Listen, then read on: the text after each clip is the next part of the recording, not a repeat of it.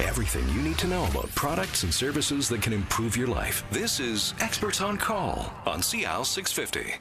I feel the earth move under my feet. I feel the sky tumbling down. And we're back. This is Experts on Call on CL 650. I'm Joanne Sutton, and today we're talking about insurance, and in particular, earthquake insurance. Probably not a discussion that you've had of recent, and we're hoping that you will sit down and make a point of discussing this at some time in the near future. But joining us in the studio today from Intact Insurance is Patrick Magnuson, along with Andrew Tablotny of Laguerre Pelling Insurance, and Bill Adams is on the phone, Vice President of the Insurance Bureau of Canada. Now, Bill, you were talking to us a little earlier about the results of a recent study that was done and completed. I wanted to ask you if you can elaborate on some of the highlights of the polls that you had with British Columbians, I believe. I'd be happy to. Again, if one of our strategic objectives in the insurance industry is to help prepare Canadians for an earthquake.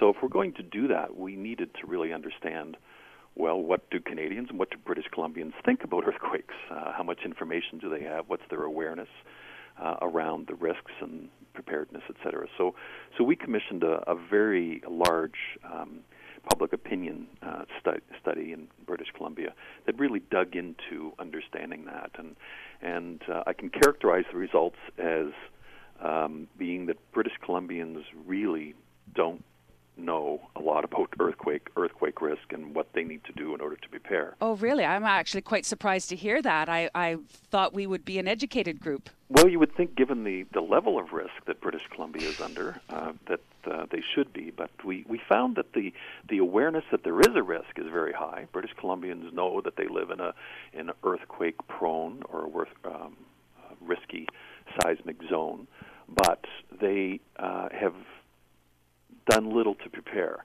And the reason they've done little to prepare, we asked British Columbians, when do you think an earthquake is likely to take place? And the average answer was 50 years from now. So they're not in their lifetime. Not in my lifetime. They know there's a risk, but it's a far off risk. It's not going to happen to me. It's not going to happen in my lifetime. So I don't need to do anything now to prepare. That would be sort of a snapshot of what we've seen. A lot of British Columbians have awareness that there's earthquake insurance, but many are of the false belief that their standard home insurance policy will cover them for earthquake damage, and that's not the reality. Most British Columbians think that, well, if the big one happens, the government's going to take care of me, when the reality is that's far from certain, and even if the government chose to, which would probably not be the wisest step, the reality is they may not be able to. Again, this is an unprecedented level of loss that we'd be looking at here. They may not fiscally be able to find $55 billion to make everybody whole again.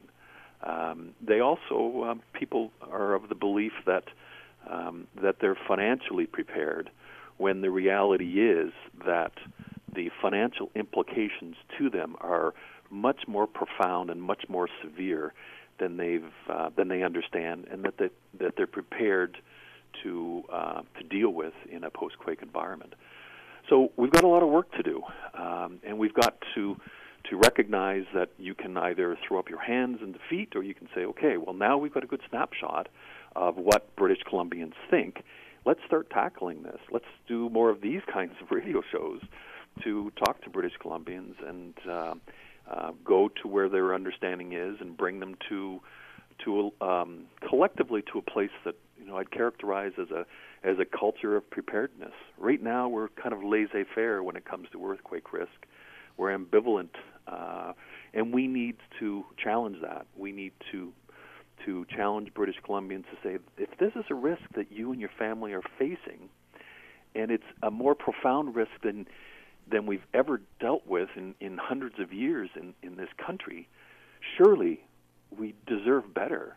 Society deserves better than the current state of awareness. We need to aspire to have a culture that would say that you wouldn't consider walking into a public building unless there was in the lobby a plaque that indicated that it was seismically upgraded, would tell you all of the earthquake escape routes, much like they do in Japan and other earthquake prepared regions. It's like the sign on the back of the hotel room door, the fire escape plan. It's standard. That's the law. You have to have that on the back of each of those doors. So, and you really believe we have to get to the level where I think it's maybe extreme, but not walking into a building or a school or a church or or any facility unless it flashes that sign on the door saying you're okay, you're safe here. We used to think it was socially acceptable to drink and drive. Just in our lifetimes, we've come a long way when it comes to looking at that as an absolutely abhorrent activity that you would never do, you would never condone. And yet, in our lifetimes, we've made that change. And I think we can make the change when it comes to earthquake preparedness. Okay, so let's talk about education for a little bit. Gentlemen, what are some of the things that we can do to help prepare ourselves and help educate ourselves? Andrew? Well, I guess simple things around your house to, the biggest thing is if there's a quake, heavy furniture moves. And if you're standing beside it, you're going to be under it. So a simple thing is just to make sure all your furniture is screwed down into the wall and it's properly attached. Obviously you can't, that shelves aren't going to fall Right, down, yeah. and the headboard of your bed, and I have a friend who lives in Vancouver, and she had one of those big IKEA, whatever they are, Billy shelves. And oh yeah, the big shelf, Yeah, with all the she- little blocks. Sure, she had that up there, and yeah, I guess her mom kept asking, well, have you bolted it in? Have you screwed it in? And she said, no, I haven't done it yet. I haven't done it yet. And so one day she was up dusting it, and she slipped off the chair that she was standing on, grabbed the shelf, and as she was falling, the shelf fell on top of her. So my takeaway from that was, well, what if there was an earthquake? That is the exact same scenario you're going to have. It's the first So- thing that's going to go. Yeah. Right. So we talk about earthquake preparedness. It's not just about property damage. This is about also, saving your life, saving your family's life, making sure that, people don't get trapped under falling furniture. So it's more than just a property damage issue or a financial issue. It's a safety issue and it's a survival issue. And talk about simple things like supplies or your evacuation pack or things you could keep in your car. And if your home is destroyed, if you've got access to your car, what should you keep in your car?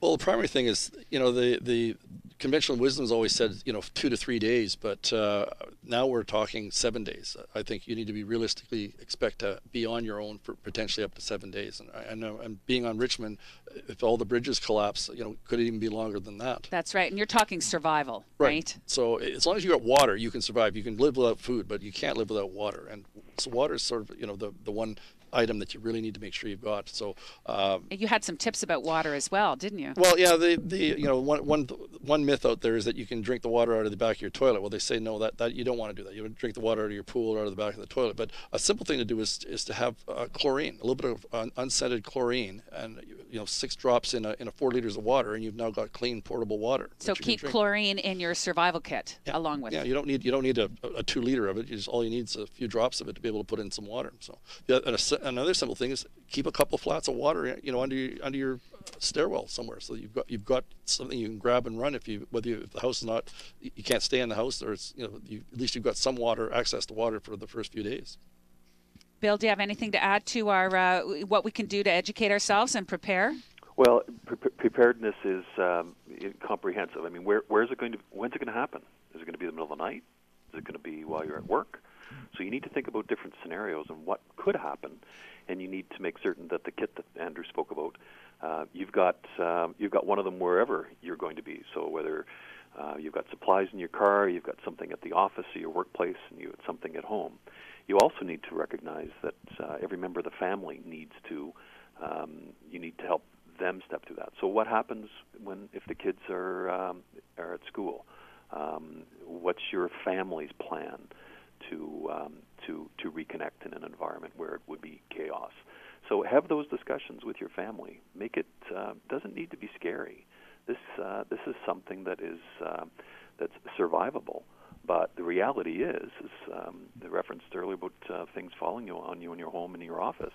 Most people in an earthquake environment don't get injured and killed from a building collapsing on them. They get injured or killed from things in the room that they're in falling on them, the bookshelves and the appliances. And so you really need to think about all potential scenarios and where you might be and what you would do in that particular environment. Excellent. So what do we know that industry and government are doing about this earthquake discussion? Well, our role at IBC is to really engage government, to engage the public, to engage media, to engage all stakeholders in elevating the conversation around the need to prepare. The reality is none of us can take this on ourselves. This is not a government issue. It's not an insurance industry issue. It's not a British Columbian issue. It's all of ours. And if we are to get to a better place of preparedness, it is going to require everyone participates and contributes to what I referenced earlier, which is creating this culture of preparedness where it would be unacceptable to not be prepared. You would be looked upon as a social pariah if you had a home that wasn't seismically upgraded, or you'd not done the preparations, so you hadn't developed the kit. Okay, I think Andrew has something to add. Well, as past president of the Insurance Brokers Association of BC, I know we've been talking to government for years, and we always talk about the wheels of government churn very slowly, and it that is the case. But I think that just last year they announced that they admit they're not prepared, and they're now taking steps, and they've had a report put out that they're now trying to follow a blueprint for it, and so we're making steps, but they're baby steps. So hopefully we don't have a quake for 50 years, but if we do, we're at this point in time we're grossly unprepared, and people need to be prepared to look after themselves for a week and not expect somebody to show up on their door and provide them with a hot soup and a cup of coffee. Mm-hmm. Hold that thought. You're listening to Experts on Call on CL 650. I'm Joanne Sutton, and joining us in the studio today are the insurance experts, featuring Patrick Magnuson from Intact Insurance, along with Andrew Tablotny of Laguerre Pelling Insurance, and Bill Adams from the Insurance Bureau of Canada. If you have any questions about today's topic, I invite you to go to the website intact.ca, and we're going to be right back to continue this discussion on earthquake insurance do's and don'ts. This is Experts on Call on CL 650. There's still more ahead with Experts on Call on CL 650.